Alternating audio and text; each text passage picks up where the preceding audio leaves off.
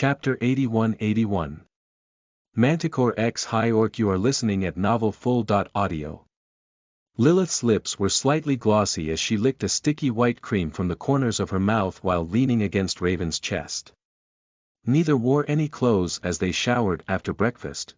Now watching the news together, Raven felt a soft sensation bruising along his crotch, as the cute pink tail of Lilith still wrapped comfortably around his member, gently milking him with a slow, but steady sucking sensation, as her warm honey began to soak into his almond skin. This girl. She's so brazen and lewd, he thought, watching her face blushing as soft moans left her lips whenever his member pushed past the soft folds in her tail. Although this was incredibly lewd, it was also very efficient for them both. As they became stronger, their lust as manticores would increase just as much. If she keeps guzzling my essence down through her tail, not only will I reach the 7th stage, but will she get pregnant? There has been a large increase in demi-human-related deaths and crimes. Please be on your guard if leaving your home in the evening. At first, he used his tail, which felt strange, but just as amazing, but Lilith became a little pouty while they showered together as his tail began to abuse hers, making her almost slip and bang her head from the climax. So now, she held his tail under her butt, squeezing it with her cheeks, with a delighted look on her face, as if she was not the dominant one. Well. Let's get it out of our system now, the dungeon will be busy later. Raven watched with narrow blue eyes as the pretty, succubi newscaster announced the increase in crime, including an advertisement from the DMPA he just met, which was a little amusing for him. In the city of Arcadia, recently, a strange cult seems to have begun to grow rapidly. Please try to avoid anyone with a marking that looks like an eye wrapped in countless chains tattooed on their body. He tilted his head as a cold chill ran up his spine. I don't remember seeing anyone with that. But the more he thought about it, he realized something was odd. Even though he had never seen it before, suddenly his mind went back to the journey home. Before meeting that vampire, the hooded woman, their lips seemed to be sealed, while on their foreheads was a mark similar to this one, but the thing wrapping around were not chains, but tree bark. Is it some kind of sub-branch of the same cult? Ugh. The comfortable feeling of release filled his body as the bulb at the tip of Lilith's tail began to swell, squirting with translucent honey that dripped down his body, as her own back shuddered and arched, causing his tail to slip forward, as she let out a loud yelp, like a cat whose tail was pulled suddenly, a brief series of powerful squirts shooting from her lower body, as she began to sink into the sofa, her body flopping like a spineless chicken, leaning on his muscular arm, her lips kissing his tattooed arm with an affectionate gaze. Raven. I'm too full. If I swallow any more, I might die. Ah. You did keep sucking for several hours. My tail is going to burst. Perverted girl. Horny orc. She moaned as he kissed her cheek, her breasts pushing against his chest while wrapping her arms around his neck and pulling him close. I'll make you come again, too. Lilith couldn't help but laugh playfully as she tugged on his black hair, her tail slipping out from between her legs, trailing behind her as she lay against him, watching television. You're such a pervert, Raven.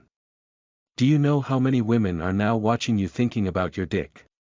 He considered it momentarily, then opened the Ardent Orc website, seeing the currently watching counter at over 3,000 for the old video and over 11,000 for the new one where he made Miriam piss herself and faint from her pleasure.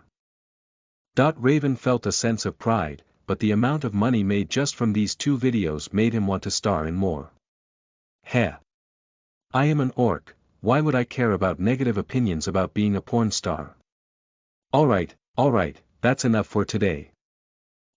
Raven gave a playful smile as he pulled himself away from her, giving her a gentle kiss on the forehead. We are going to the dungeon today. How can we go if I keep filling your tail with my seed? Although it makes us slightly stronger and improves our bodies, this doesn't make us magically strong. We need to fight and hone ourselves. So I will train for an hour. You should practice with your magic until your mana is empty. Will you fill me up again if I do? She asked with bright pink eyes, her body now a brilliant illumination of purple essence when Raven observed her inner energy. At the same time, he was a brilliant pink light from all the skin. Ship with his cute manticore lover. Only your tail. Cheapskate. Just because you want to make love to that plant woman. Stupid. Lilith watched him leaving toward the back room, her eyes peeking over the back of the sofa like a cat stalking her prey as her tail swayed behind her. It was thicker than usual, as a sticky, sloshing sounded when it moved, now filled to the brim with his seed, from the tip to the part touching her but all full of white, slimy sperm. Hey orc bastard. How about using my ass? It doesn't count, right? I saw so many lewd animations where the wife said the ass wasn't cheating. When she slept with the guy whose cock was massive compared to her husband. Or lover. Raven's feet stopped, his head turning towards her as his neon eyes glowed like torches, but his mind felt pain. What kind of stupid things are you watching? Stick to normal shit, you damn pervert, not cuckolding and NTR. His body moved towards the back room as her voice once again sounded. But your cock is bigger than those guys. So aren't you like those ugly old men that make the chase wives crazy about them? Is the ardent orc an ugly NTR bastard? Immediately, the sound of her body moving and making a mess as she began to type on the keyboard furiously, Raven's poor heart was tired. How did this girl find such lewd videos and terms? He once showed interest in Nettori but realized that his tastes were more aligned with drowning a woman who was only his pleasure, causing her to become a masochist and addicted to his body. Nettori was fun until the girl became obsessive and broken. Why do I always remember Elizabeth? She was just a mistake. And it's something from the past. Raven, focus on training. Or these women will drain you dry. And fatten you up. Lilith. Focus on the dungeon. Lilith laughed out loud as she typed away, her fingers moving fast as she spoke. Yes, but I can't stop thinking about your big, fat cock. So maybe you should just fuck me like this cow bitch, and I'll stop teasing you, hee hee.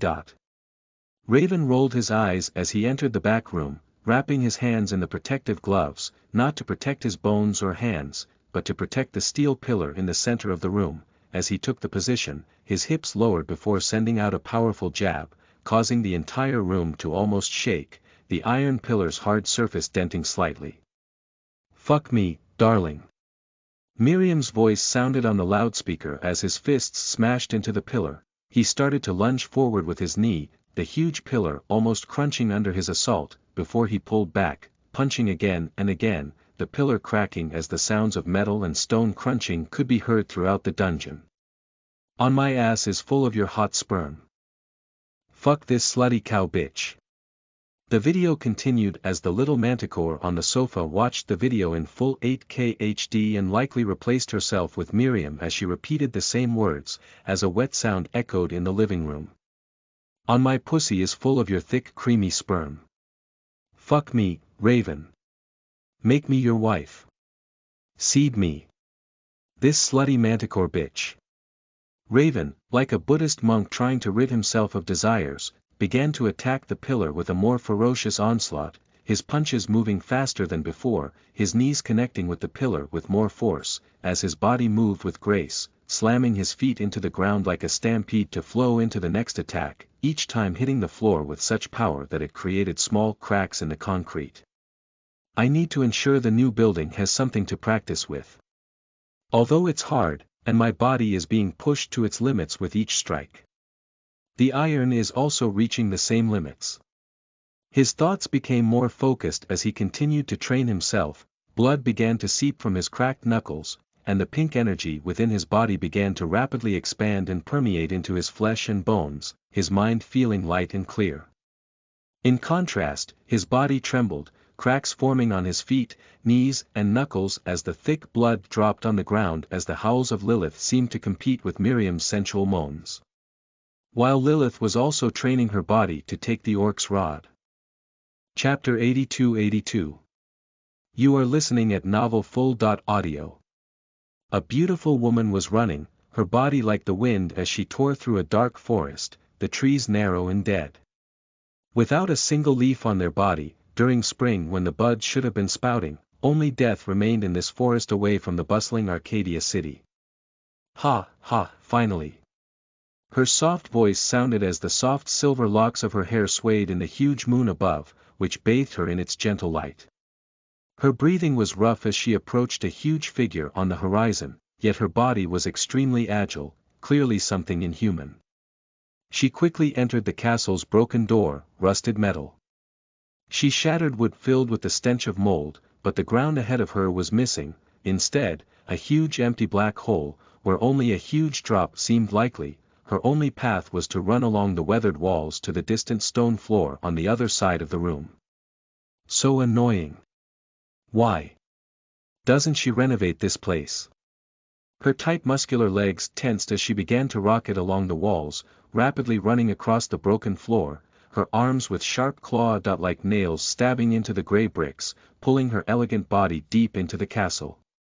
In the heart of a crumbling castle, nestled within its cold stone walls, lay a hidden room shrouded in darkness, a clandestine sanctuary where forbidden rituals unfolded under the cloak of night. The chamber, known only to a select few, evoked an eerie aura that whispered ancient secrets and unfathomable mysteries. As the young woman cautiously stepped into the room, her senses were immediately enveloped by the heavy, stagnant air. The space was veiled in perpetual gloom, with sparse rays of moonlight timidly penetrating through narrow, time-worn windows, casting eerie patterns upon the decaying floor.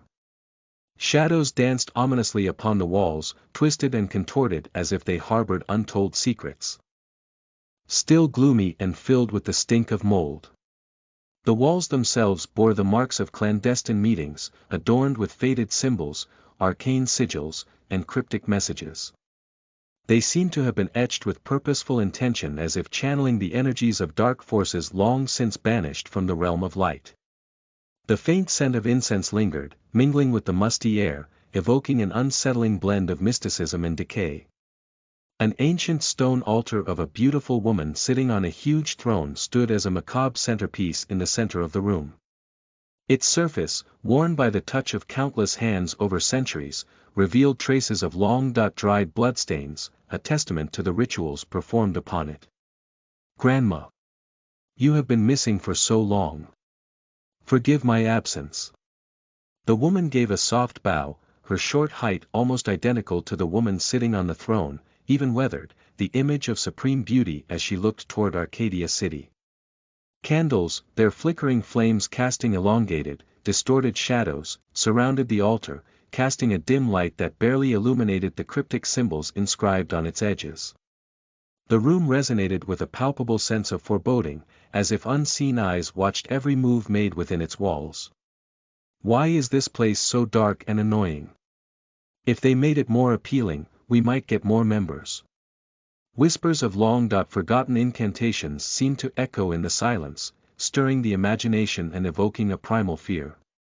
The young woman's heart pounded as if sensing the lingering presence of those who had come before, those who had dabbled in the dark arts, seeking forbidden knowledge and communion with forces beyond mortal understanding. Mother is here. Will she scold me for leaving and only coming back now?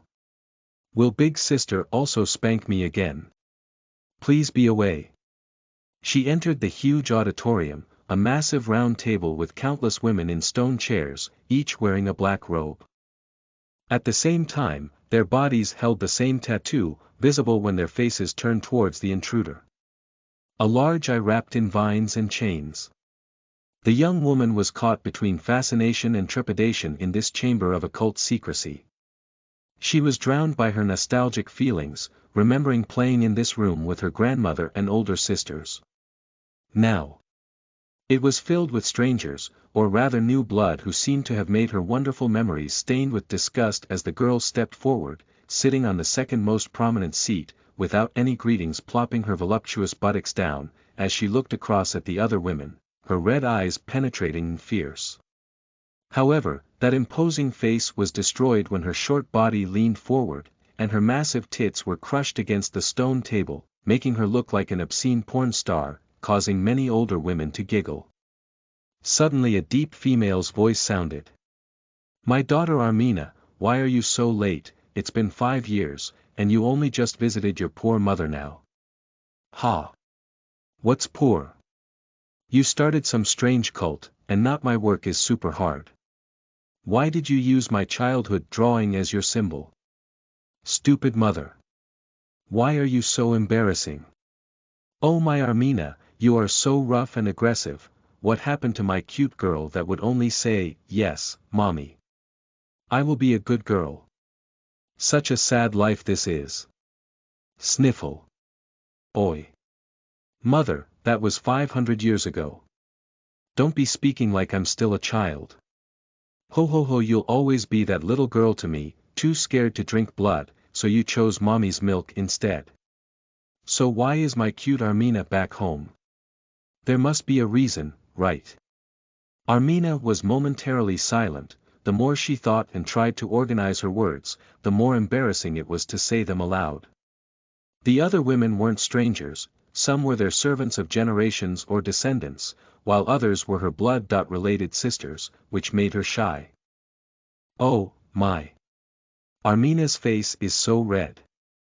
Are you sick? Do you have a fever? Her mother asked, almost rushing over like a lightning bolt as she placed her forehead against Arminia's to check her temperature before the small vampire pushed her back. Mother. How can you tell a vampire's temperature? We only have body heat in our sexual organs. Ho ho ho, a little mistake. You were just too cute, and it just happened. Foo foo, so, why did you finally visit me after so many years? Heh. Damn crocodile tears. Armina snapped, but her hands stroked the back of her mother's head with soft eyes. Armina and her mother sat beside each other. She decided to grit her teeth and accept the mockery, looking at her elder sisters and mother before blinking her huge red eyes, thinking back to that handsome male she met. Immediately her heart began to beat. The still heart, which should be dead, was thumping, not slowly but rapidly, as she felt a sense of bliss and delight, her fingers slowly turning warm, like a living being, as a slight color came to her skin, no longer pale like a porcelain doll. Mother. I have met him, please. Guide me. Armina's voice echoed once, twice, thrice.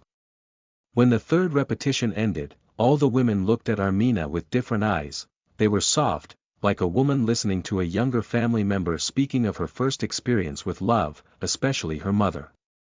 Oh my. My cute Armina. A man. You are sure? Let mommy check. Her mother pressed her face against her huge breasts, almost suffocating the short vampire. Armina tried to struggle, but her face and body were enveloped in her mother's embrace, which grew tighter as she felt her mother's body and hands trembling. My dearest Armina, oh my. Who? How is your body so? Ho ho ho, mommy is so happy. Sniffle. Armina didn't understand why her mother began to cry for real, the cold, wet droplets from her eyes splashing on her face before being swung around like a doll. She could only endure as her mother's voice became cheerful and strange. Everyone. Our cute Armina finally met a man. Whoa! All the women began to cheer. Happily, their voices were beautiful, like a choir of only the finest maidens, while Amira herself was held in the air, spun around till she felt nauseous, only able to regret coming here for advice. Damn mother. I am not a circus attraction. Theta M, but not just any man, ladies. The reason for our beliefs, our entire existence based on mere rumors and small folktales from the dungeon walls. I can only look to you all who have worked so hard, tirelessly for decades, centuries. Finally, we have proof. That he exists. Why is he special? I mean, he's hung like a horse. Handsome and a gentleman, but what else? Armina thought to herself, confused by the huge celebrations that began. She wasn't interested in this strange cult her grandmother started, instead enjoying playing with humans and other races outside the castle walls. That's why everyone, we must help her win his affection. There can be no harm to him, we must protect his body from the shadows. Armina was confused. why did the man she liked to get more love from her mother than she did? Am I adopted? Oh my, why does my cute Armina look so gloomy? Those feelings, you know what they mean, right? Men. A vampire's body is usually cold and dead, without a beating heart, until they meet their fated partner. He or she will make their lifeless body start to move again, however usually, it just causes their heart to beat slowly, nothing as extreme as Amira, whose body was not identical to normal living humans, breathing, feeling hungry for real food as the cold blood that pumped around her veins was now warm and thick. Mother. Is this that? I don't even know him. It was merely a fleeting glance. I've seen him in videos, but... Shut up. Silly daughter, I met your father once, and the same night, he was panting under my hips. Why are you so passive? Grab his balls in your hand and throw him into your bed. I want some grandchildren. TSK. Ask my big sister. You think that psychopath would meet a guy who could survive sex with her? Ah. Good point. So my cute daughter, please tell me. What is he like? Do you have any pictures? Armina only had the information about him as an adventurer, so she took out her tablet before her mother linked it to the huge hollow board in the center of the table as the handsome Raven appeared. Still, the naked version was displayed when he registered or visited the bureau. Oh my, huge. Orcs. Bonsai. This room was a haven for women, there were no males, so why did they need to pretend to be graceful and not interested in muscular men with huge cocks? Their husbands could grip their cocktail whiners and cry for all they cared about. Suddenly a small, faint voice sounded. It was the psychopath sister that Armina and her mother mentioned as she looked at the image of Raven with a respectful gaze. Isn't this the ardent orc? Her voice filled with a strange, sultry tone as Armina and her mother's mouths opened and looked at the woman who never showed interest in anything other than battle, murder and combat usually. Oh, my Armina, your sister might steal you, man. Mother. And so, another rowdy evening at the home of Armina and her family cult ended, with her desperate plea for her sister not to get involved with Raven resounding along the dull, grey castle walls. Chapter 83-83. Random Dungeon. You are listening at novelfull.audio. Raven's body walked through his hallway, his shoulders wrapped in a loose towel as he dried off from the intense workout and after-session fun. While following behind him with cute steps, Lilith imitated him, letting her breasts sway freely as she danced, swinging her hips to the music from the living room. Are we going to the dungeon today? My ass is sore. Why do you thrust so violently into my tail? I can do the moving.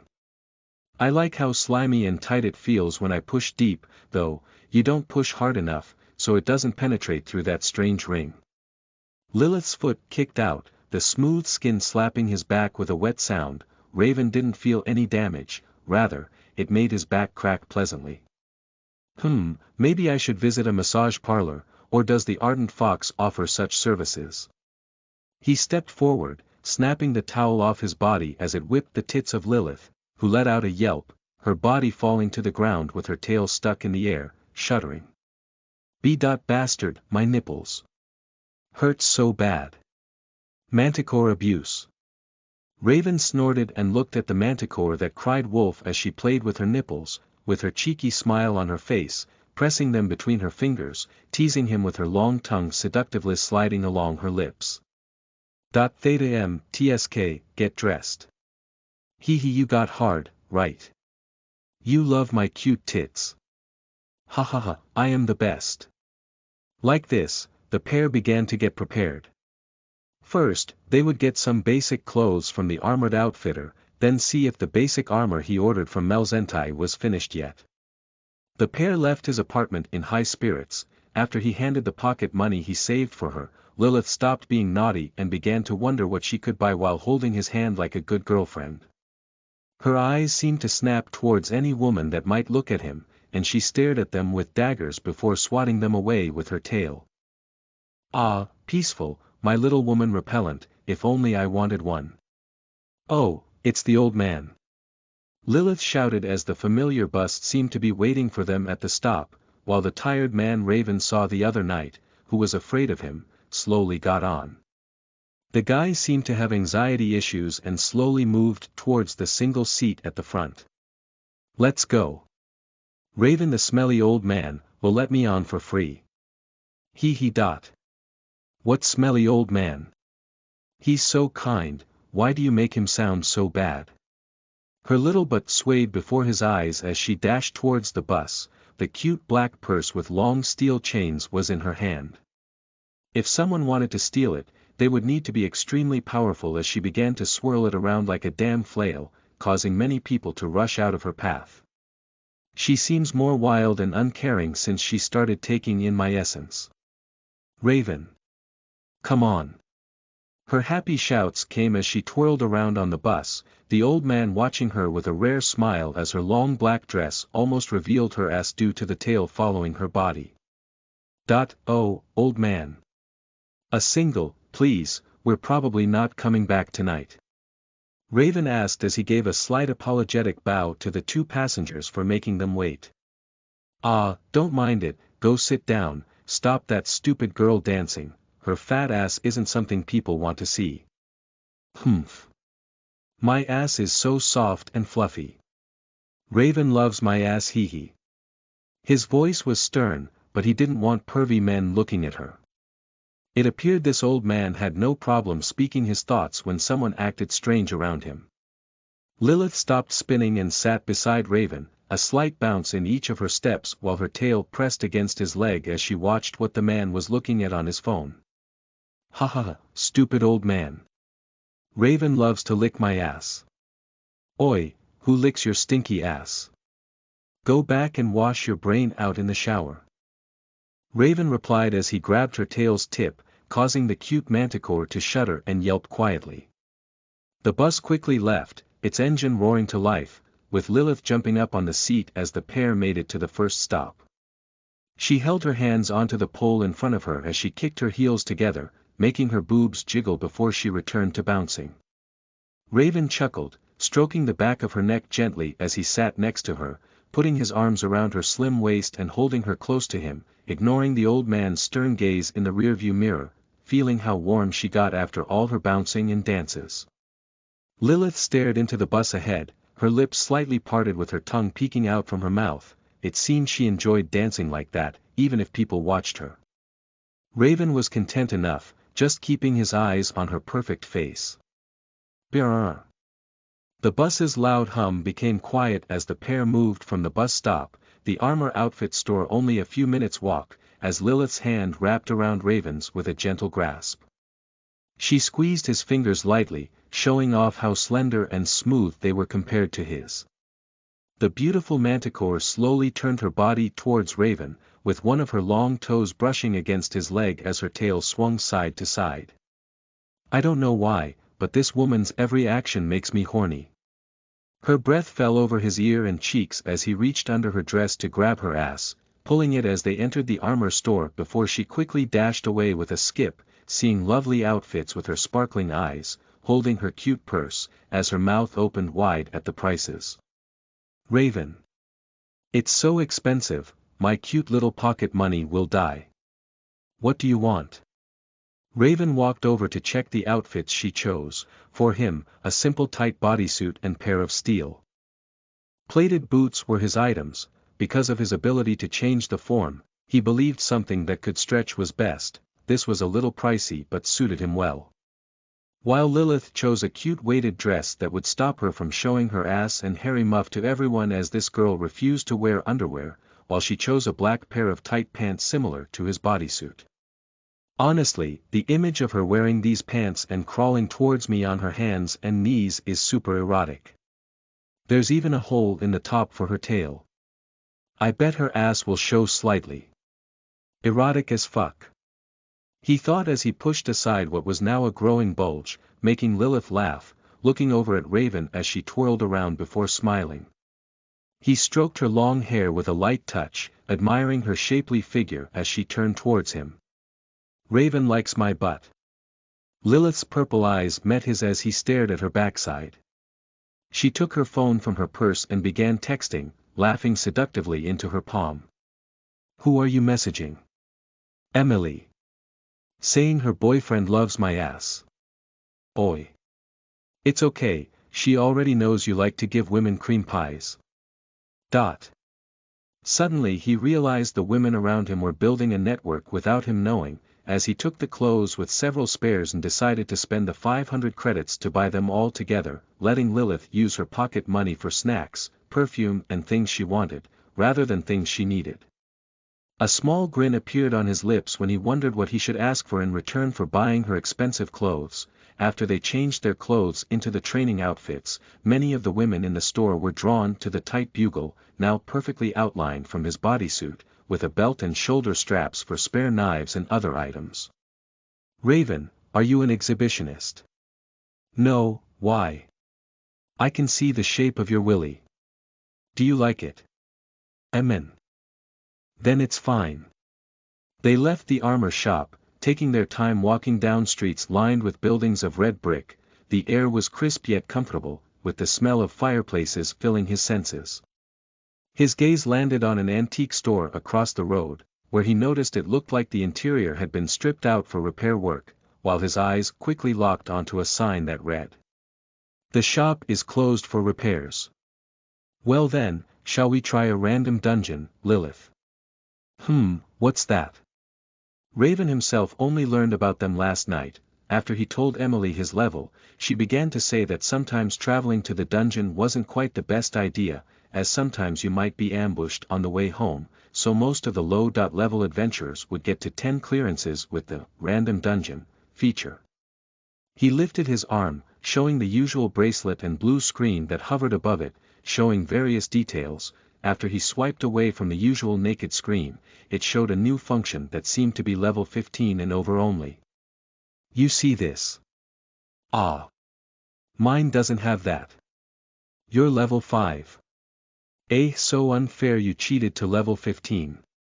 They both focused on the screen as he began to input their details. Dungeon mode. Random level variety. 5.10 Party Finder. No loot. Shared. The interface was quite simple. As he was about to click enter, she swung on his arm, her finger changing the level variety to 7.15 and hitting enter before he could react. The ground began to shake, and Raven's bracelet made loud bleeping sounds, causing people to watch the lovers cuddle each other. Dungeon selection confirmed. Moving to random dungeon in 5.4.3.2.1. Suddenly a huge blue portal began to envelop them, and they vanished into a deep purple hole, moving quickly through space. Lilith and Raven were not humans, so the high-speed travel and G's didn't make them feel nauseous. Rather, Lilith began to cheer and seemed to want to try it again the moment they passed through. As the pair passed inside, Raven opened his eyes to see they had arrived at their destination without any hassle. A large gray building stretched high into the sky, where lights twinkled around its sides. The ground below him cracked and crumbled like sand, the wind whistling through cracks between buildings while the stars were still visible overhead. Now, what should we do? Lilith asked, swinging herself up next to his shoulder. Now. We hunt. Raven growled, his huge axe causing his body to sink into the sand as he placed it over his shoulder. Chapter 84. Dungeons are never dull with you. You are listening at novelfull.audio. The dungeon seemed to be a modern style, with zombie-type enemies. Raven and Lilith didn't waste time as her silvery black daggers were held in a reverse grip, her body fluttering around with the burst of pink blossoms. Now able to continuously cast it several times, as she held several pots of white cream extracted from her tail's lips, she would never tell Raven that she tried to pleasure herself with the tip of her tail in secret. Why did you try to use my tail for your personal needs? She giggled out loud when they came across zombies. His huge axe lowered to his hips, preparing to cleave their heads. These zombies were about average height, so their head was just below Raven's chest. His hulking muscles tightened from the heavy weight of his axe, stepping forward with a vorpal cleave, tearing through the air as the zombies were more than just beheaded, their entire upper body exploded into blood mist. Lilith's light body stepped onto his shoulder as she flashed forward, slicing the spines of the remaining 4 zombies that barely survived his shadow strike cleave. Her tail stabbed into them with a sharp spike several times to make sure they were dead as she started drinking their brains through the tip, her lips letting out a blissful moan as she felt pleasure from devouring other creatures now. Oh! Did you become a slut that easily feels it with her tail? Raven teased as he felt the pleasure of absorbing the crushed zombie paste through his tail. Unable to blame her as he felt his cock erect inside the tight bodysuit, trying to avoid Lilith's lewd mocking gaze as her body fluttered through the sky, pink blossoms following her every step, as her soft hand brushed along the rubber dot-like suit, tracing along his member completely. Are you trying to seduce me with that thing so hard? He does devouring zombies give you an erection? Or is it this? Her body turned around, bending over to show the tight material as it clung to her perky ass, showing the slit and petals of her pussy perfectly, a slight dark patch near where her entrance might be. Heh. Honestly, yes. Your ass makes me horny all the time. Phew. You're supposed to blush and deny it. Lilith looked away and began to dash along the building stairway, feeling a strange flutter in her chest. But now, she decided to fully accept and enjoy he'd find ways as he rushed after her. Although they were dating, she still wasn't used to how sexual and flirtatious he was, causing her to feel embarrassed or frustrated by him constantly. Her mind told her to let go, but her heart always tried to control itself, preventing her from losing self-control. Raven's body was like a thunderstorm, rushing after her with a violent storm before grabbing her in his arms and pushing her against the wall. For some reason, they both became extremely flirtatious and lustful whenever he was in the dungeon with Lilith. His eyes took in everything about her body, from her smooth skin to her attractive breasts and perky nipples, her cute pouty lips, even her sensitive perineum between her cheeks with her glossy hair flowing down to her hips, trailing out behind her as she kept running, almost like a tail, keeping her backside pointed at him. The inner thighs of her tanned legs were wet with something slimy, water perhaps. Her soft fingers ran along his face, kissing each cheek before planting kisses on her cleft as she swayed side to side, slowly opening herself for more pleasure. You taste so good, she mewed as Raven felt his cock twitch, straining against its confines. I can barely stop myself from feeding you my pussy right now. A deep breath and an equally long sigh left her as she pulled his head close with one hand, cupping over her other breast with her free palm, pulling her into a kiss. When their tongues touched, her hips came to life and rubbed against him while he pressed himself tightly to her body, not letting any part of her escape his mouth. She let out a gentle sigh that sounded like a purr as he withdrew and thrust again, sending sparks flying through her entire body. He could feel the heat of her crotch near his hand before they started to move further into their dungeon, their recharge complete as the kiss and petting allowed them to cultivate together, slowly heading to the next level as the sound of the shambling dead sounded. Let's be more serious, this dungeon is for level 11s, and you might die if you are not careful, okay? Raven scolded Lilith as his hand slapped her ass, enjoying the smooth feel of the rubber pants tightly biting her soft skin. Later. Lots of kisses. Of course, now we kill zombies. Raven ignored that she could easily regenerate herself without kissing him now but enjoyed it when they kissed after each encounter. Grasping his axe, he kicked open the steel door, his powerful boot feeling a slight pain, before the room of zombies began to moan and groan in their direction.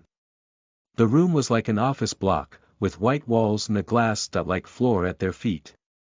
Zombies were gathered inside, blocking all avenues with their lifeless limbs and blood-soaked bodies. He grunted as he stepped forward and smashed several skulls with his mighty blow, holding them back as if they weren't dead yet. He reached out to grab Lilith's hips and threw her body into the air. As she spiraled with a happy face, Raven lunged forward, catching the first zombie that looked weak, using the body like a shield while he used his axe to cleave it down the center before chopping off its head.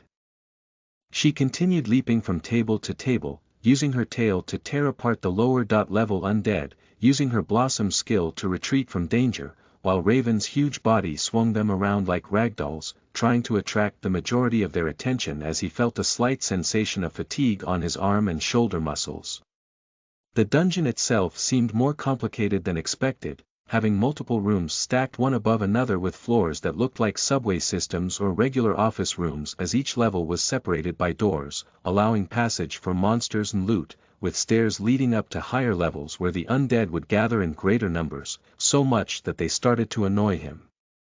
A strong suspicion arose within Raven's mind as they pressed ahead, losing 24 zombies in rapid succession, almost as if the boss were here. It was as if some monster was directing them. They found nothing but broken furniture, piles of brains and old bloody bones on every level, and their final goal. Shit, Raven cursed under his breath and grabbed Lilith, pulling her away from an approaching horde of brain-thirsting undead. Don't move. He stroked her soft cheek before stepping forward. Each zombie was level 14, something the current level 7 Lilith could barely scratch. Raven's body erupted with a thick black aura before the zombies moved slowly because of his improved dread aura. His body began to crackle and arc with lightning, his body illuminated like a god of war as Lilith watched him rushing forward, the huge axe held in both hands as he began to massacre the horde with his violent and careless actions, his muscles bulging under the black bodysuit. While his feet transformed into black hooves as they stomped into the ground, taking claws, bites and blows into his body until the room cleared out, leaving only a few twitching bodies behind. Raven didn't even think about it, he just felt the power and pleasure from his combat. It felt like Lilith's eyes that worshipped him caused great euphoria in his body, sending electric shocks through his nervous system as if he was running at full speed without any stamina or endurance, completely unfazed by their battle. The more they fought, the better he felt. Not the tiredness inside his limbs, only needing to use their flesh and blood to heal from injuries. As he used his weapon against the flesh, his entire body became infused with power, like some dark goddess had given birth to him, to slaughter anything that tried to harm Lilith. Blood, guts and body parts flew around the room as his axe tore them apart with violent swings, Lilith's body glowing as she leveled up several times, feeling the rush of blood flow through her veins and muscles. When Raven thrust the axe into one zombie's head, releasing its brain all over the floor, he made a small sound deep within his throat as he pulled his lips back, making an exaggerated gesture to allow his fist to smash into the next one's face. She smiled sweetly at his action before laughing, kicking off his right shoulder and launching herself high into the air, twirling as she spun around a couple of times, as her blades began to carve through the zombies, her body like a dance of ethereal petals as she killed them, vanished and appeared several meters away, to strike again. Ha. Raven began to breathe heavily as he sat against the wall, his axe leaning against him. I'm so tired, Damn random dungeons difficulty spikes are so bad. He leaned forward, letting the tips of his fingers touch the ground, looking at his feet to see the hooves were now normal feet. Lilith skipped over to him, her talent allowed her to fight almost endlessly, which made him fearful of the future. She leaned forward with a cheeky smile, licking her soft lips, revealing her sexy caramel cleavage as her tits shook, her lips pressing against his as she kissed him deeply, tongue slipping out to lick his neck. Kiss me there. Please. He stared at her with shock and confusion as she brought her lips closer to his ear, whispering as he pushed her away lightly. What did you say? Please, kiss me. On my what? Lick the inside of my tail. Raven's eyes widened, and he saw her tail begin to glow as he watched her but wiggle with each step she took. It was as if she was trying to seduce him with her rear end.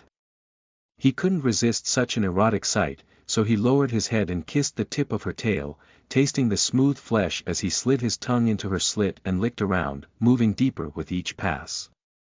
It's like you're licking both simultaneously.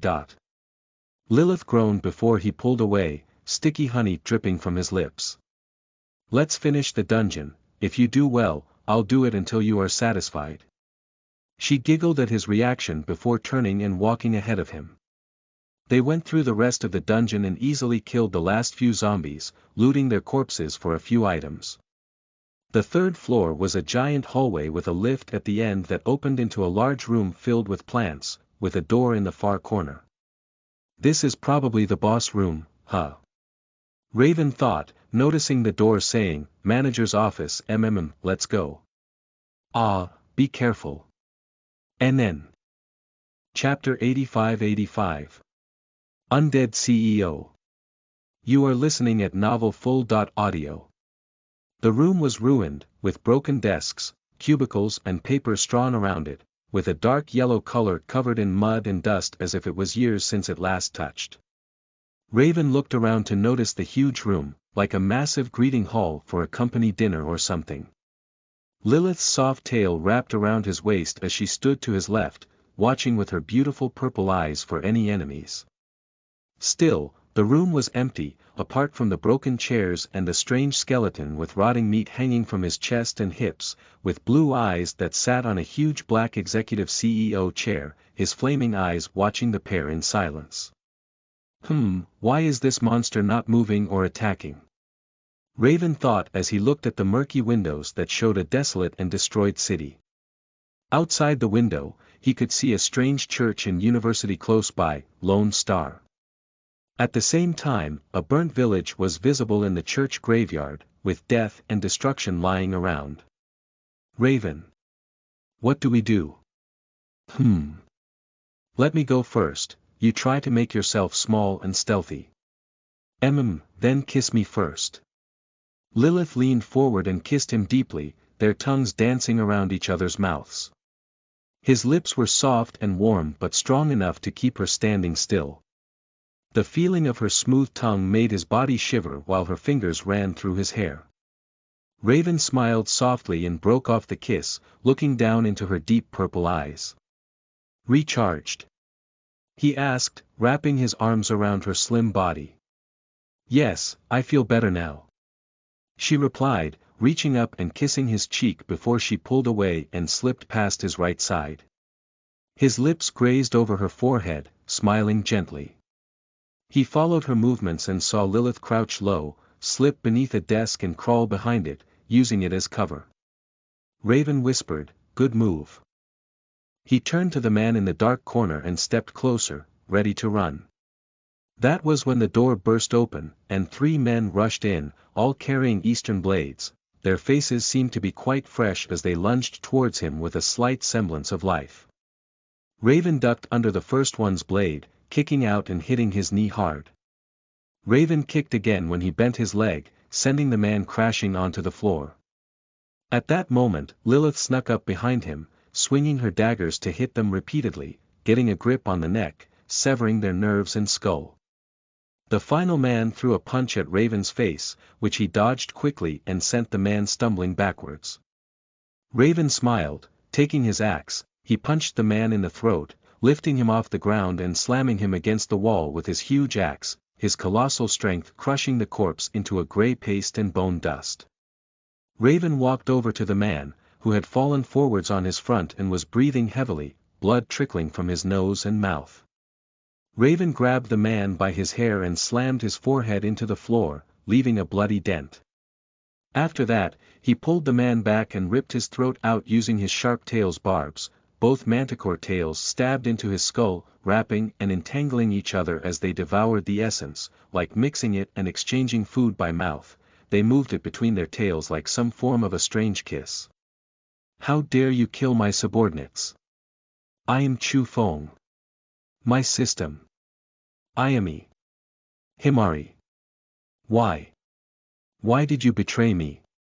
He spoke with a slightly Eastern accent, and his face was revealed to have quite the handsome face where the rotting flesh was yet to reach. His body stood from the chair as a blonde woman's corpse began to climb from the ground, her stomach puffed out, as if pregnant carrying a spear that dragged on the ground.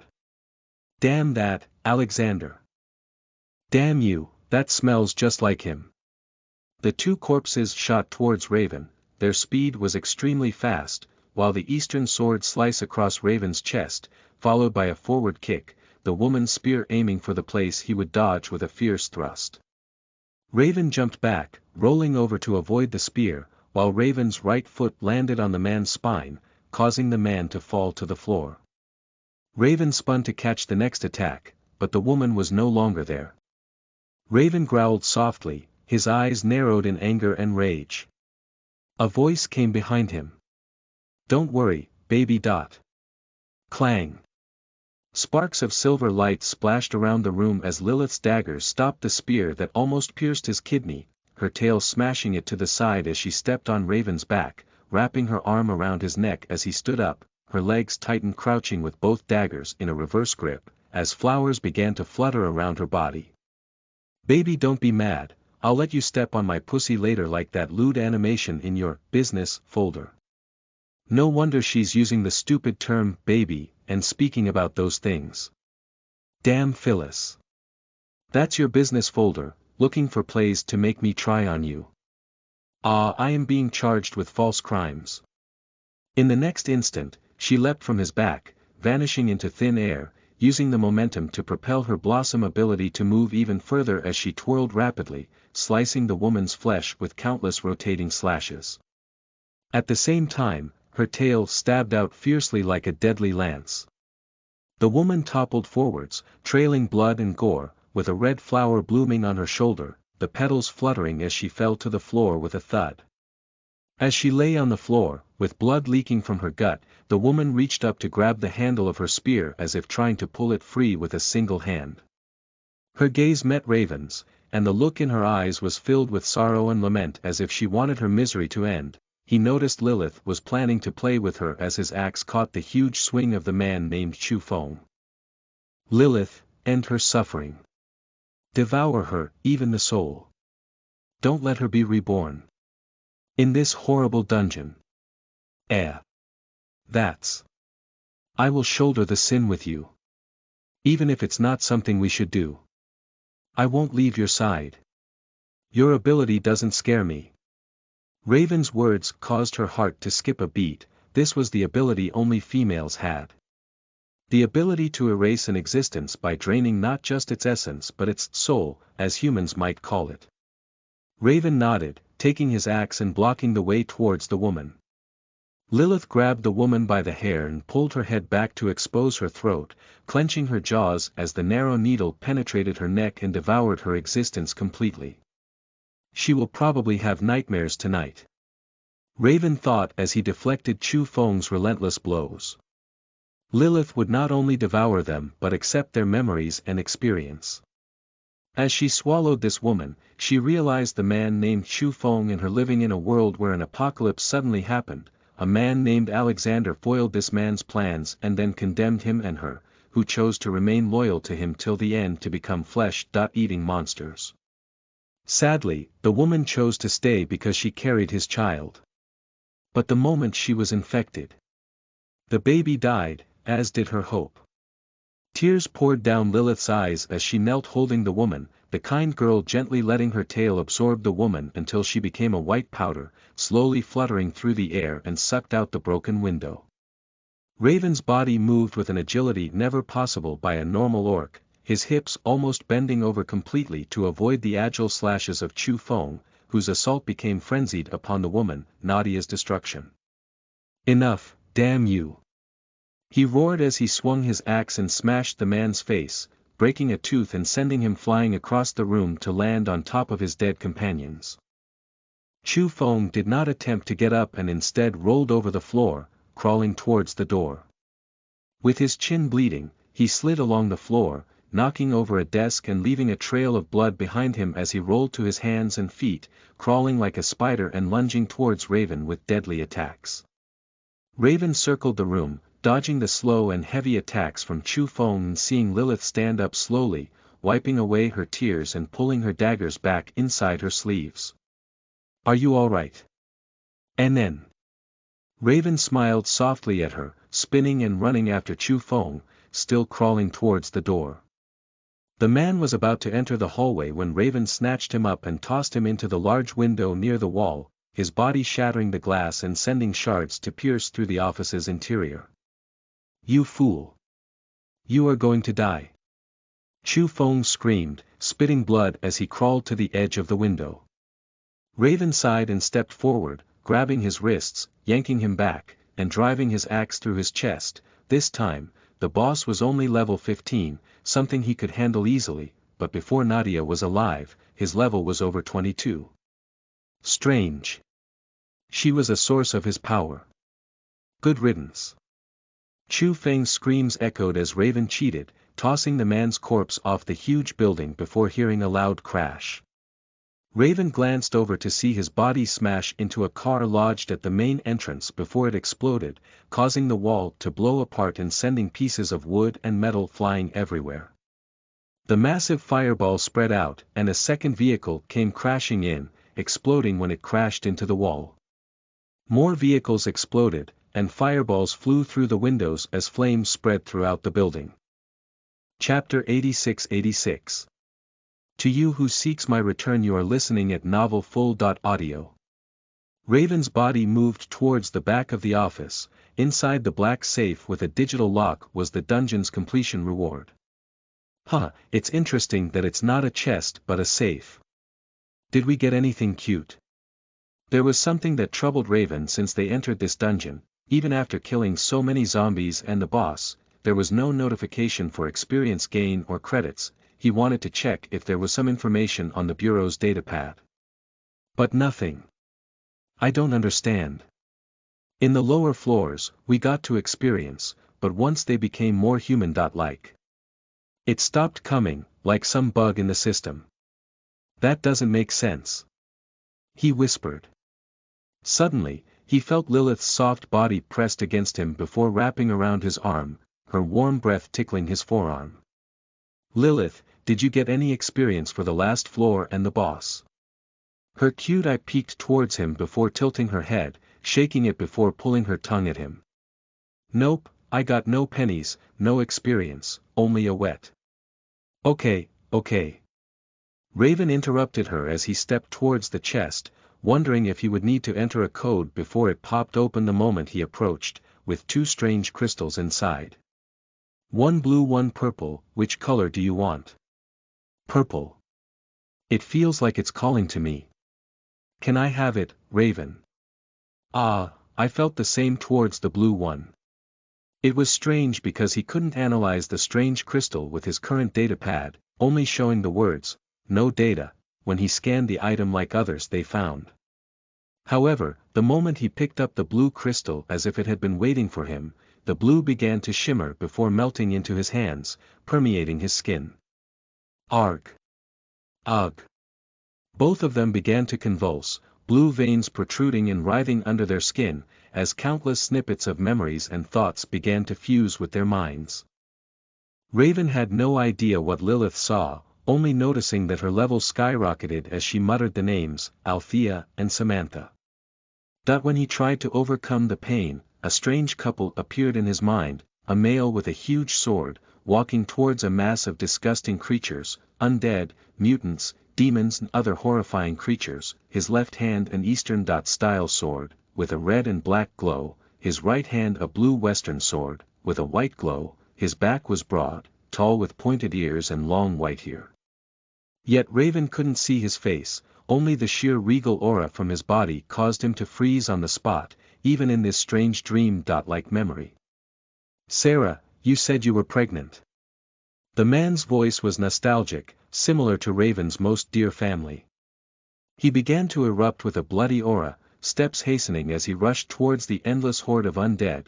Behind him was an army of beautiful females armed with thick steel armor, strange weapons, and shields as they held a line on a beautiful silver-colored stone wall. Rather than the wall, it was like a bastion. A woman with blazing red hair stood atop the wall. Her eyes were beautiful and alluring as she fluttered her succubus wings, howling orders as the handsome males and beautiful females like a commander. Before he could take in the magnificent sight of the White City, Raven's vision snapped towards the man again, his eyes widening as a beautiful sight greeted him. Her ears furry and silver, long black hair glossy and wondrous like the night sky, she looked towards him as if able to see him, a faint smile on her lips, before her neon-blue eyes turned back to the white-haired male. Alexander. How about Sylvester? Sylvester. For what? The male was extremely handsome, or rather beautiful, but his confused face was a little amusing for Raven, watching as he turned around, the horde of monsters now rushing towards the two people. Theta M, for our future son, of course, idiot. What? It's a boy. Instantly the bloody aura around Alex exploded, his back seeming to grow bloody wings and a halo of blood. Before the vision began to fade, the last sight in Raven's eyes was that impressive man's dash into the countless undead, his twin swords slicing through them like butter. While the beautiful woman transformed into a hulking female wolf with silver hair, dashing to his aid, her fangs ripping any monsters that tried to attack him apart. In the final moments, as the vision became darkness, there was a strange mixture of voices. Cain, can you send him somewhere safe? Until the time is right, can he help us win this war? Are you sure? Alexander. My dear friend, you might never meet him. For thousands of years. The time difference between two worlds in different universes is too complex. He could be born before you even existed. Please. You make this old mad sad. Looking so serious. It was his son, not him, that was in the prophecy. It's cruel to make our grandchildren fight. Cain. Old friend. The next moments were filled with a gentle lullaby of a beautiful woman's husky, deep voice and a feeling of relaxation and movement, as if his body was floating in the sea, slowly but gradually in the cool water. Lilith watched Raven's body gently glowing with a silver and blue light, while sometimes a small blood mist would dance around his body like invisible fairies were rejoicing at his current state. Raven. She didn't understand why his eyes showed slight streams of tears, only leaning over him, her soft fingers wiping them away, stroking along his cheeks. Are you in pain? Why is he so different? I only felt a strange crack and boom. My level reached 12. Her body covered his, the blue and silver aura seeming soothed as she approached, her eyes couldn't see the visible changes. However, if Raven were awake, he would see his purple energy glint with small silvery blue crystals, like stars shimmering in the purple liquid as they gently refined Lilith's body. A much more gradual and soft process, no longer making the woman's body suffer as she slowly became more powerful. Not only then, but the small ball in his abdomen was now like a little sphere, it seemed like a moon as it rotated and orbited around a red dot in his core. Sarah. His hoarse voice sounded, causing Lilith's concerned face to look a little angry as she looked at him with narrowed eyes. Who is Sarah? She gasped, her tail swaying in the air, both hands placed on his chest as she mounted him, looking slightly strange with an obsessive look in her eyes. Another girl. There's another woman. I have to mark him. Then other women won't approach, like how male cats spray their piss. I'll fill his body with my love. Don't blame me, baby, blame yourself for being too sexy. Lilith's mouth opened wide, her sharp teeth showing as she leaned down, starting with his neck, and began to bite down on his almond flesh, sucking and piercing into his flesh, the delicious flavor of his blood causing her to swoon. The way she bit him was like a ferocious beast, tearing and clawing at him, making sure it would leave a mark, her mark as her tail wrapped around his lower body, extracting all his excess essence so there was no more to give to anyone else. She was rampant and wild but suddenly stopped after he began to stir after almost an hour, ensuring she cleaned up any mess or bodily fluids. As he began to stir completely, his eyes flickering open. Ugh! Damn, my body feels like wolves chewed on it. Raven's mind was foggy, but he remembered the strange vision completely. The moment he was going to go over the memories and ask Lilith what she saw when she touched hers, an immense pain began to fill his body as he watched Lilith collapse, her body shuddering on the ground too. You have gained enough experience to level. You have gained enough experience to level. You have gained enough experience to level. You have gained enough experience to level. Commencing level up. Arg. NGGH, Raven. Lilith cried out, her tail bending and twisting as her face filled with blood and mucus and her veins pulsing and writhing with a black bulge. His muscles began to bulge, the veins writhing and pulsing under his skin, as he tried to crawl closer to Lilith, her mouth wide open as she let out strange cries of pain. He wanted to help her endure the pain with his purple essence. Yet, he couldn't. The moment his body turned onto its side, like lightning, a pain like his spine assaulted him and was torn out, then his legs and arms, before being twisted and replaced over and over, as only drool and groans left his mouth. You have reached level 21. New talent slot unlocked. Fuck the talent. It hurts. Raven thought as he felt himself being pushed into darkness. Who knows how long since they killed the boss? There was no sun or moonlight in this world, only a broken and lonely place, now completely silent after they killed the boss. Raven coughed violently, spitting up blood and phlegm as he rose. He had no idea how long he'd been unconscious, but now that he was awake, he could tell why. He opened his eyes, seeing the sky above him stretching east to west. Raven was filled with great shock. Because the white city, the silver walls, were not in ruins. Outside the dungeon walls, the ruined city. It was the city from his vision. His grandparents' city. Chapter 87-87. BFA Division. You are listening at novelfull.audio. Raven's hulking body finally managed to stand up, enduring the pain as he shuffled over to the limp Lilith. Although she was sore, her cute eyes fluttered at him. Are you all right? His hoarse voice sounded, gentle and loving eyes watching her weak body slowly wrapping her soft arms around his neck. Amen. Her answer was weak as she leaned against him without power, her soft silvery white hair tickling his chest as she closed her eyes, resting upon him. Please accept new talent. Ah, shut up, let me focus. No matter how cool, what kind of talent is more important than my cute Lilith? R. Raven. The beautiful woman moaned into his chest, the man blushing lightly. I'm sorry for being so selfish. Don't be silly, he comforted her with a light kiss on her forehead, her blush deepening as he pulled away. You are my precious little angel. Her cheeks flushed red at that, swallowing hard before she spoke again. I am a manticore. How is that an angel? I eat people's life and soul. But his words were soothing for her, as she relaxed in his grasp, his powerful arm able to hold her up with just one of them, his huge hand almost larger than her ass as she tried to steady herself as to cause as little trouble as possible, her tail wrapped around his arm to help support it, relieving the burden in any way. She remembered seeing his mouth vomiting blood, his pain was far greater than hers, but now he still took care of her instead of himself. Lilith always hated being with Raven because his simple actions never seemed to be calculated, making her heart race and body hot naturally as he just existed. With some effort, Raven had to support Lilith's weight by bracing himself with one hand while he held onto her waist with another. Strange. Where is the exit? I don't know, but even the lift is broken. Do we have to take the stairs to the bottom?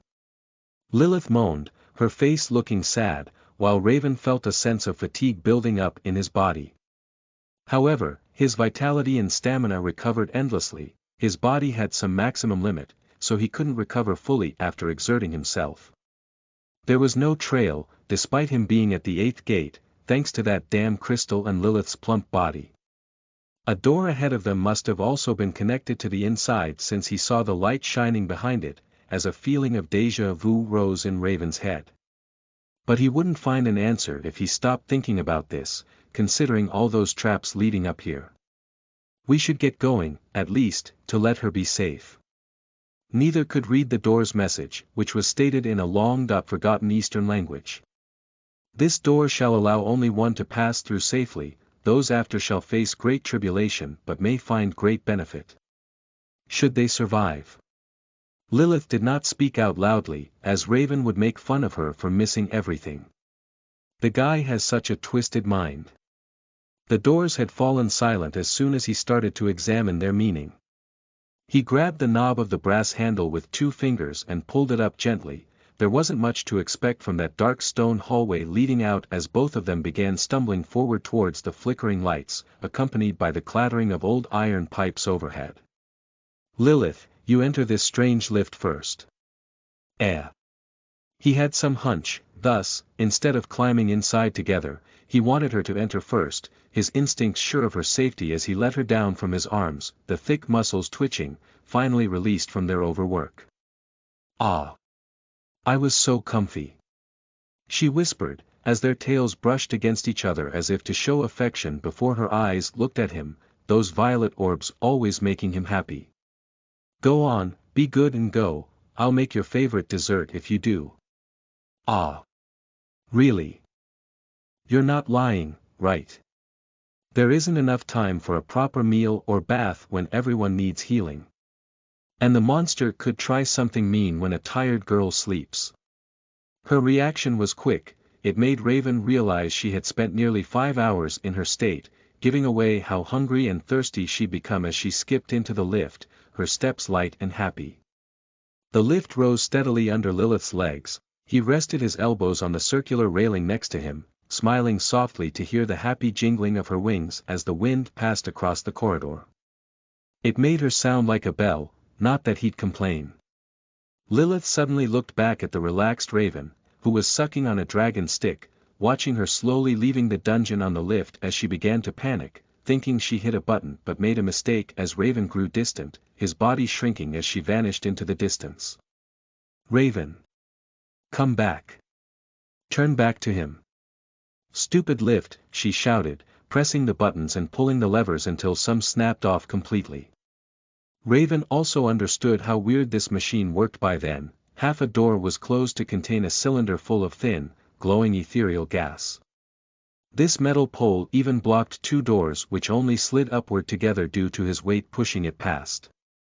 If this happened here, he would feel safe watching over Lilith from his lofty perch. Now nothing could follow her, even if he couldn't follow, neither could anyone else who might be lurking around. "Don't worry, I will join you soon. If it takes too long, get a taxi home, and book an over. I send you more pocket money, so be good, okay? But the ingredients for the dessert you want and the meat and veggies too."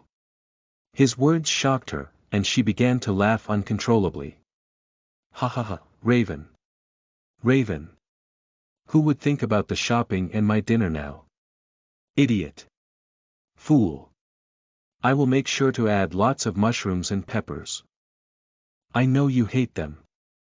Raven could barely make out what she was saying, his lips forming a broad smile as darkness began to seep into the room from the broken window. It was like something had searched for him, creeping closer when an unseen threat awakened somewhere upstairs. Around that very moment he finally became conscious. A strange feeling swelled in his abdomen, the production of the purple energy slowed down as he felt a sudden heavy weight on his shoulders. "Silly girl. Just knowing you are so happy to eat my food, how much that means to me, none of you women could know." His body slowly turned around, the darkness now enveloping him completely as he felt a sense of nausea, before he quickly made sure to spend all his bonus points from leveling, accepting the talent too. "Oh, Alistair, Raven, Granbell, oh, Chimera of Black Storm. Monster of endless hunger. Oh, Chimera, Manticore/High Orc, oh, age 28, visually 21, oh, blood type O.Z1, oh, level 21, oh, class. Dread Knight, oh, experience 77/130, oh, cultivation. The 12 Gates of Bliss, Manticore only, oh, cultivation realm. Gate 2, Gateway of the Heart, oh, cultivation stage. Stage 8, oh, credits.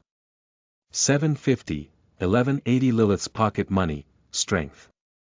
7.2 agility. 4.5 stamina. 7.9 vitality. 8.4 intellect. 4.2 wisdom. 4.1 Manticore's heart, passive, level 3. Increases vitality and stamina regeneration at all times, creating the perfect mate for a female Manticore.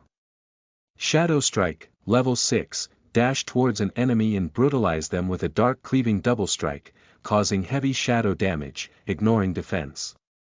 It can be used 3 times per cast. 3-second cooldown Dread Aura, Level 4, cause fear to all enemies around you, slowing their actions for 4 seconds. The caster takes reduced damage for 10 seconds after the fear ends. Once this effect ends, all damage taken is doubled for 5 seconds. 10-second cooldown no cost. He wanted to try the class upgrade, but it was grayed out and said his experience was insufficient. Fuck, maybe a level requirement. Or there is some hidden factor. Let's ask Emily later. Just in case this damn trial was deadly, remembering the Manticore trial when he was a non-adventurer. Oh, Dread Knight. Thee who seeks to become sovereign, pity you who shall fall beneath our blades. A chant of countless voices began to sing in the darkness as Raven's feet suddenly lost all balance. The floor vanished. He was falling. Slowly. But falling nonetheless. Once more came the screech of iron piping being torn out at his heels, followed by hot, moist earth kissing his cheeks with a cool stinging sensation, passing under a thin layer of white glowing gel that lowered itself over his mouth and nose as his senses started returning 1.1. He sputtered onto his elbows on the cold, soft grass below. In the distance, a church-like choir was constantly singing. It was eerie and epic at the same time, sometimes baritone, and then marred with a charming and alluring soprano chorus. Raven grasped his axe, the sores from his fall quickly healing as torches began to light around him. Oh, Dread Knight! Thy maiden has safely departed. Fight! Fight with everything you have. Hundreds, if not thousands, of steel suits with great swords and other weapons stood in the darkness, slowly illuminated by the torchlight. Fuck. They were all level 27 living weapons. Ho ho ho, it's time to test out my new axe truly. Right, partner. Raven shouted, his body tightening as the black bodysuit shimmered in the torchlight, his huge axe resting on his shoulder, as the black mist began to cover his body, with hints of purple mixing inside. It's time for you bastards to experience the power of an orc. He shot forward the huge axe, causing the very air to howl, as it seemed to tear through space itself, cleaving one of the silver armors in half with a loud creak, sparks flying everywhere as Raven's distorted face shouted out, with an orcish battle cry. Welcome to the big fucking axe division. Chapter 88, Bonus, 88. The Gauntlet of Heart and Body, 1, you are listening at novelfull.audio. Oh, our Night of Dread awakens. The melancholy voice sounded as Raven's axe was flicked to his side, crushing the silver helmet of an armored doll. His tail curled, like a snake in defense, blocking 2 harsh blades that sliced down his left side, the countless armors like an ocean's waves rushing towards him, over and over without rest. Splutter.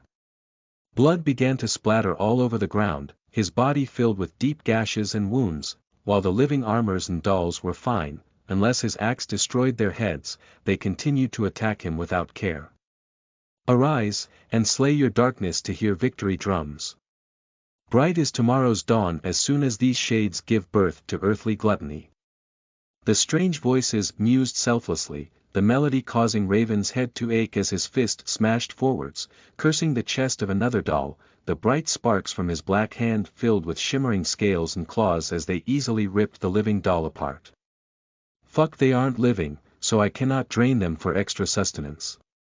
He felt fear, his blood was slowly draining, the healing and recovery of his heart not enough as another spear slipped through the underarm of another doll, poking into his shoulder.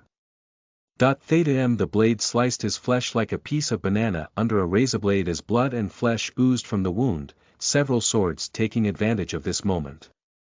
Damn it. Let go already. He snapped out in a rage before he swung the axe downwards on the weapon holding him. His powerful hack cut the handle clean off the doll's body, sending the other doll falling backwards with a sword embedded through his torso. The doll smashed his lower abdomen before slamming Raven's body through the air. Sent flying, his hulking body smashed into a stone pillar, crushing it into dust, as he rolled along the ground, grinding his face against the dirt filled floor, coughing up blood. Cursing, he grabbed his axe, black hooves digging into the stone floor, his tail wrapped around the pillar's base for anchorage and extra power. Tightly, he began to tense and tighten his muscles, his thighs, arms and lower body began to bulge, veins and muscles wriggling below his skin. Raven ignored the bloody blades trying to strike him down again as he swung again. The night is darkest until its sun rises, your fate is sealed. He roared as lightning crackled all over his body, covering him in thin black lines. His claws grew 10 times longer than they had been, while the light purple scales on his fingers and toes transformed into sharp bone claws. And there you have it. The night of dread awakens. Boom.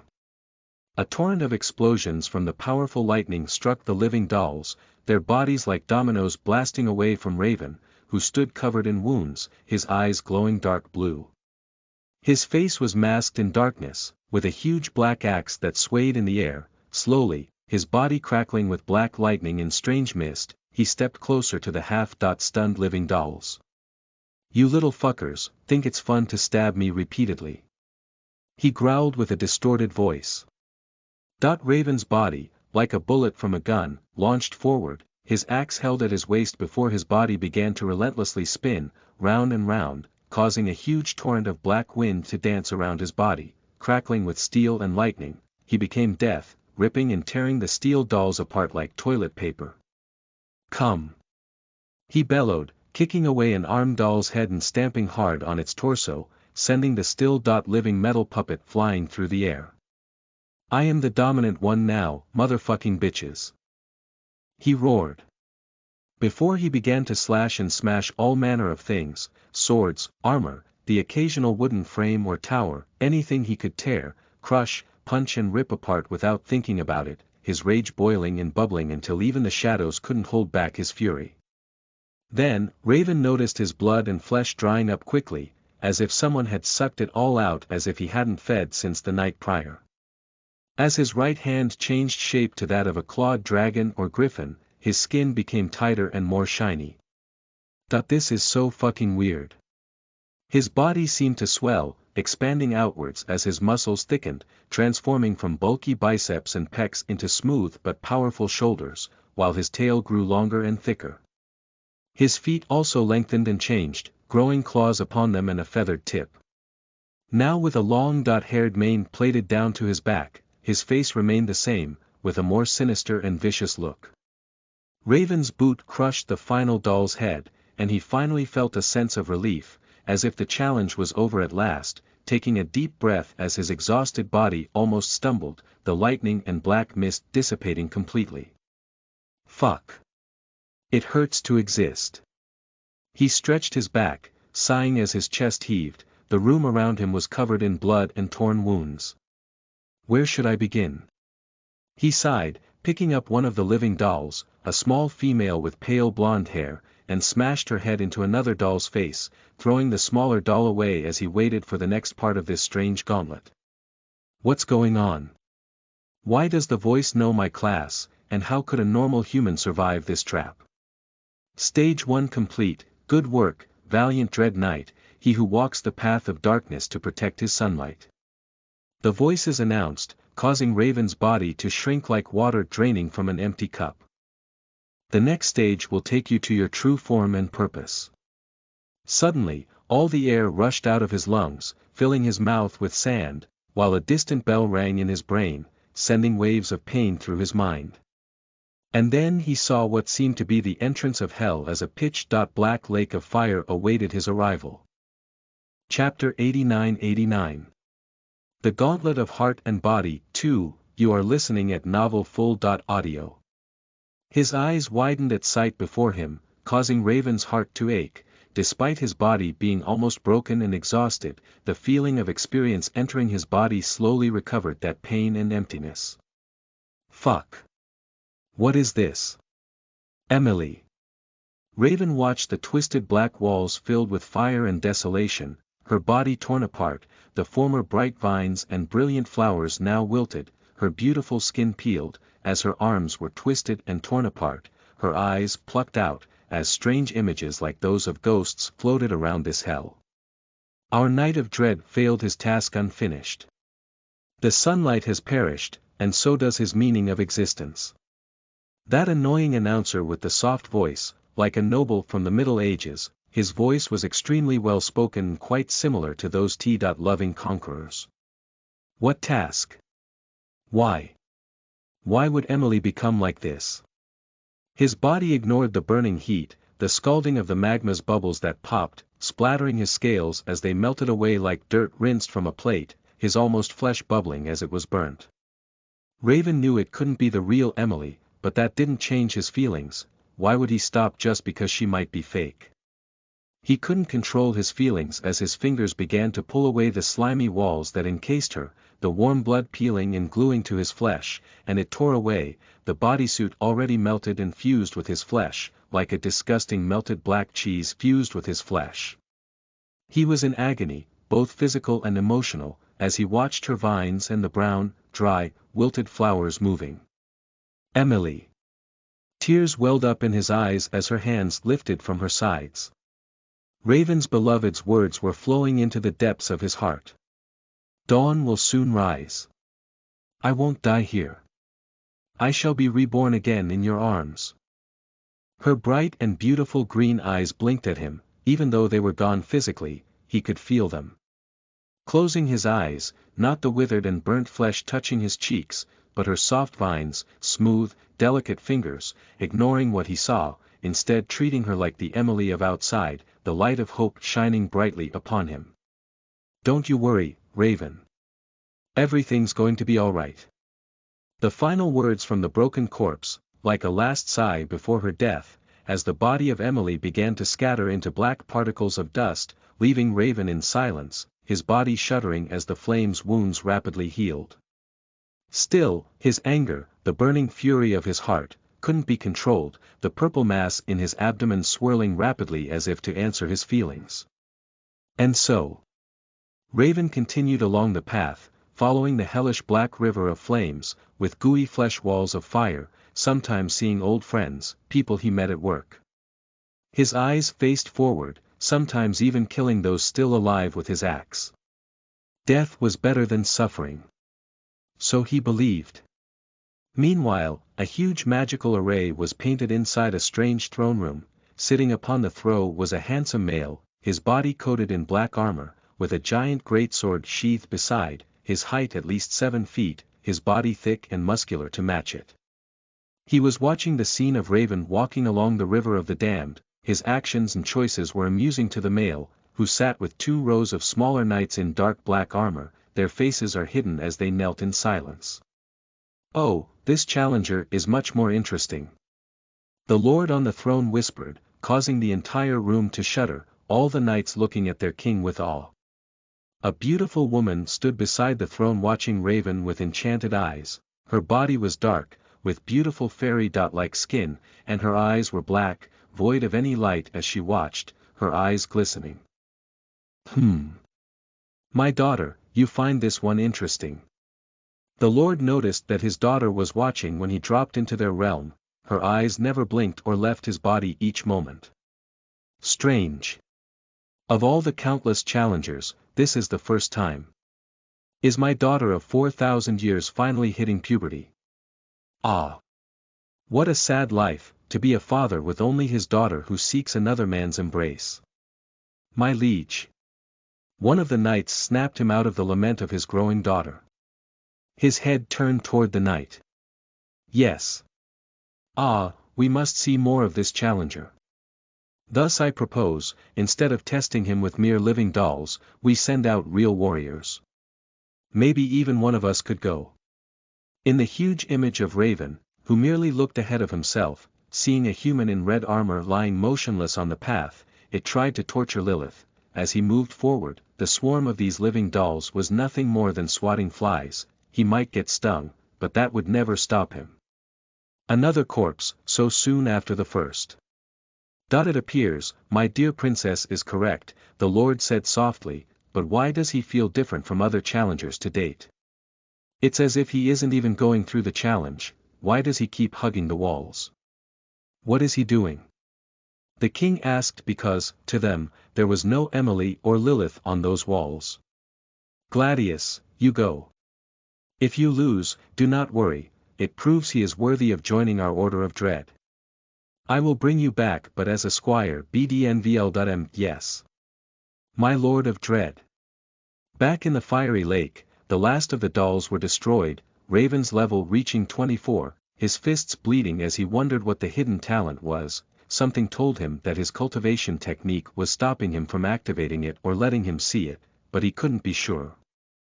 His eyes watched as he caught the broken body of a succubus, closing her bloody eyes with his fingers, with a solemn look, before letting her sink into the fiery lake of magma, wishing for nobody else to see her wretched state. This was something ingenious, likely the plot of his father, to use this trial not only to break the barrier of the gate to the body but to clear all the trials of his heart at once because he faced the past and was slowly dealing with it. Raven now needed to deal with the present. Emily, Phyllis, Lilith, Miriam, and the women he began to bond with also appeared. Zestria was even more prominent as she hung from the skies, her tail torn, wings flayed. Seeing her state caused great pain for Raven because he knew his feelings for her weren't that strong, yet he slept with her, to him. Raven felt this was his sin, he swore from the moment he saw her here. That he would make her fall for him, make her love him more than Phyllis and Emily do, and he would love and treasure her the same. How they came together may have been unfortunate, but he was glad it was him, and he would give her all the essence in the world if it made her happy. Chapter 90. Dread Knight vs. Dread Knight. You are listening at novelfull.audio. Boom. Raven's foot smashed through the final door at the end of the burning river of flames, his body covered in burns from the second trial, bloody cuts and bruises from the first. Something about this strange place in the dungeon inhibited his passive healing and regeneration. He didn't care about where this was, his power tearing the door off its hinges as it blasted across the room, smashing into countless kneeling dolls all motionless, kneeling towards a man sitting on a small throne, a great sword in his hand. Who is this fucker? One of the people who made me see that shit. Stepping forward, his black hooves tapping on the black stone. The room was a large oval, with seats and upper balconies as if this place was some auditorium or noble's meeting room. Raven didn't care, his eyes were dark, the neon blue now faint and dim, a black and crackling lightning sometimes flickering from them, his huge axe dragging along the floor, crushing, destroying the intricate floor, with beautiful patterns. How old might it be? It was now ruined. As he approached within 10 feet of the man on the dais, Raven noticed an odd pattern etched onto the floor around him. The man wore thick black armor, his body seemed to be huge, maybe more than 7 feet in thick, with stocky size, not a slim man. His hair had been shaved bald except for one long braid down his back, which flowed out behind like a tail. He also sported 2 swords hanging by their sheaths over each shoulder. A silver mask hid his face, but Raven knew what kind of person he looked upon even without seeing those glowing red eyes under the helmet. You are the challenger. A hoarse voice, sounding like it came from the depths of hell itself. Heh. Raven merely swung his axe, the wind blowing the room as it slammed onto his muscular shoulders. RG, and what? The Black Knight on the throne tilted his head, leaning against his left palm, stroking his huge greatsword with the right. It seems our youngest member is rather naive and ignorant when it comes to etiquette and respect. Let me, Griswold, your senior, teach you how to act as a prospective Dread Knight. Clang. The loud sound of his metal armor buckling as the huge male stood on the dais. He stepped forward, holding his huge sword with one hand while pushing down the visor on his black dot-plated helmet, covering the silver mask. Each step caused the entire room to reverberate, as the dolls all lowered their posture as if welcoming the coming of a king, despite it being a mere night level. Take up your stance, boy. Otherwise, I will end your life here. A sudden sense of danger filled Raven's body as he lowered his hips and rushed forward, the anger not too strong. It completely took over his mind. His massive axe sliced through the air, attempting to slice apart the black plate armor but missed before clanging loudly again and, once more, cutting deep into the stone beneath the dais, making the whole structure tremble slightly. Griswold raised his great sword above his head, swinging it downwards, catching Raven squarely in mid-stride, sending him flying backwards. Falling heavily on his ass, blood flowing freely from several wounds already opened on his chest and stomach. Is this your best? Well. Not like we can expect much from a filthy orc.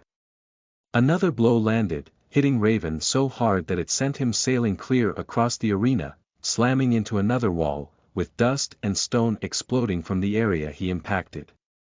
Calm down, Raven, this isn't an enemy I can beat with pure power.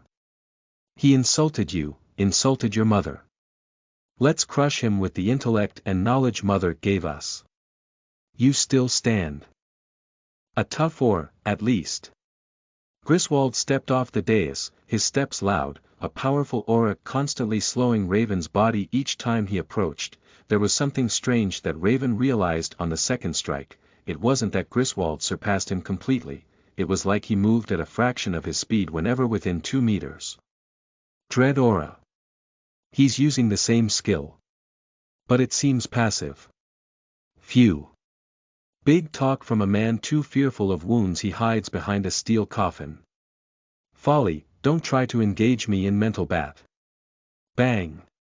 A huge rock smashed into the sternum of Griswold, his body stumbling back, as Raven's axe cleaved across his body, the strike aimed for his neck, but the Dread Knight managed to pull away thanks to his superior dread aura. Ugh. Filthy low-born. Raven wasn't finished, his knee was flung forward, smashing the hand grabbing the greatsword, as the metal gauntlets bent in a strange direction, causing Griswold to stumble again, his metal armor rattling, before he smashed Raven into the distance with his brutal punch, landing directly in Raven's chest. Mother's favorite phrase, never relent. Always combo attack. With his next swing, he threw his axe straight upwards, splitting the ceiling as well as the stone flooring underneath, raining stones and dust down on Griswold below, huge black streams of crackling thunder destroying the roof and dais, as the Dread Knight became irate, his sword slicing the flesh of Raven's arms with a heavy swing across his body, blood spurting from his deep wounds. Only the giant figure stood tall when the impact stopped, looking at Raven with cold, calculating eyes. Well then, little beast, Griswold said, stepping forwards, I shall show you just how weak your pathetic tricks are. Fuck you. I'll show you the fighting spirit of an orc warrior. Raven's bloody body stood up, his muscular body on display.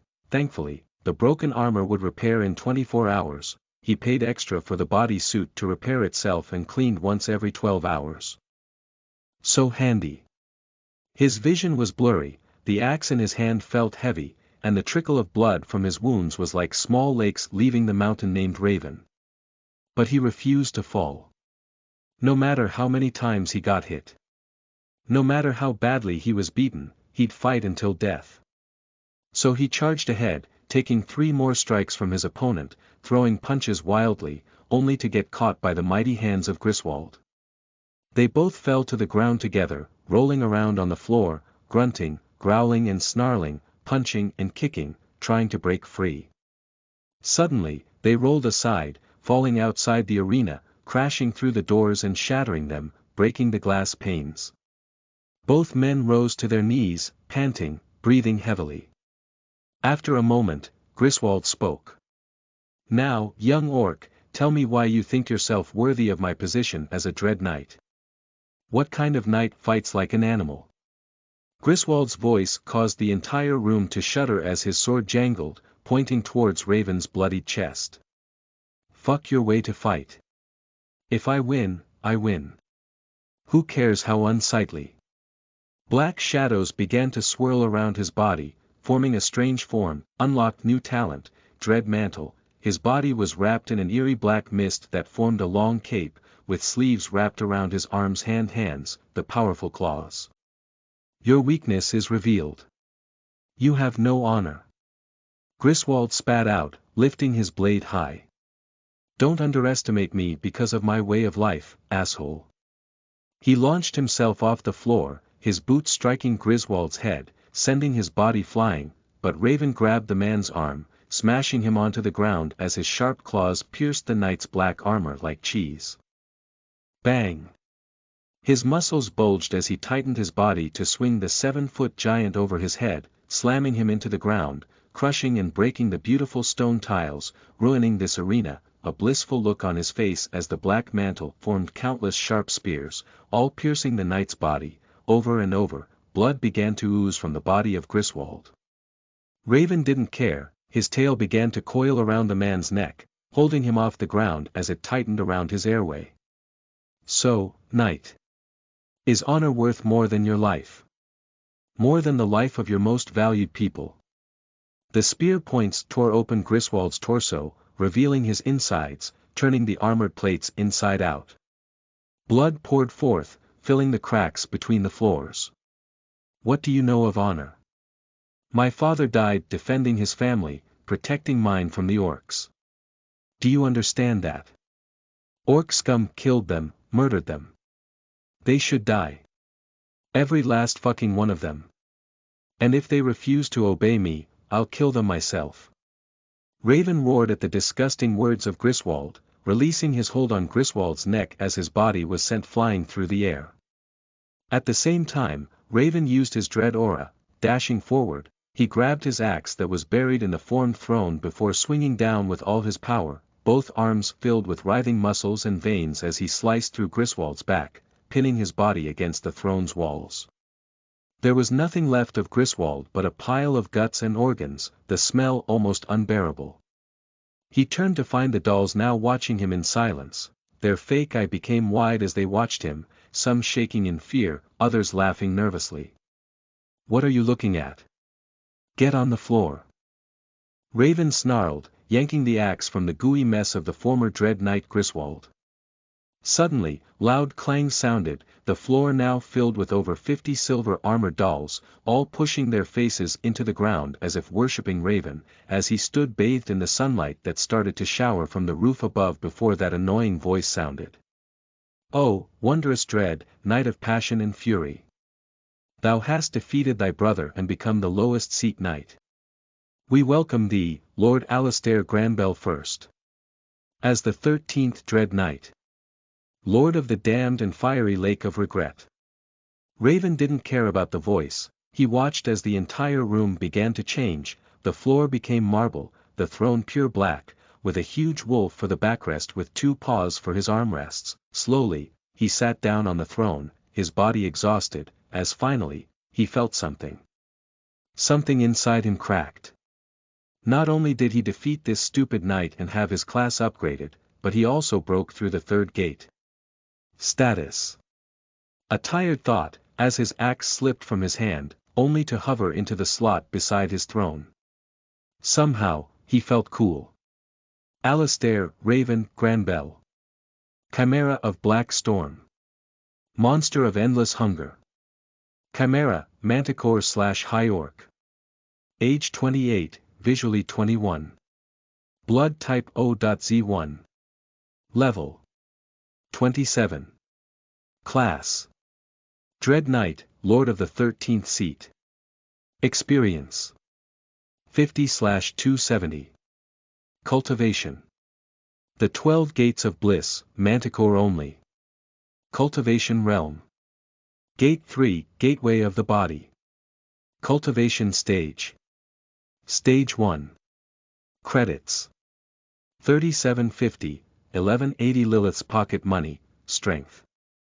9.5 agility. 6.2 stamina. 8.3 vitality. 8.6 intellect. 4.8 wisdom.